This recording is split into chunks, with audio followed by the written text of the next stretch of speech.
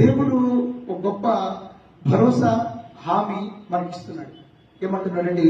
అడుగుడు, ask and shall be given, అడుగుడి మీకు ఇవ్వబడును అని దేవుడు మనకి వాగ్దానం చేస్తున్నాడు. అడుగుడి, అడగటం మన వంతు, ఇవ్వటం దేవుని యొక్క వంతు అన్నమాట. కాబట్టి మనం ఎలాంటి వారిగా ఉండాలి? అడిగే వారిగా ఉండాలన్నమాట. అడగటం అంటే ప్రార్థించి మనం ప్రార్థన చేసేవాడిగా ఉండాలన్నమాట. కాబట్టి మన మన మన యొక్క జీవితానికి ప్రాముఖ్యమైనది వాక్యము, ప్రార్థన, సహవాసం. వాక్యము, ప్రార్థన, సహవాసం, ఈ మూడు చాలా ప్రాముఖ్యమైన ఒక వ్యక్తి యొక్క ఆత్మీయ జీవితానికి కాబట్టి.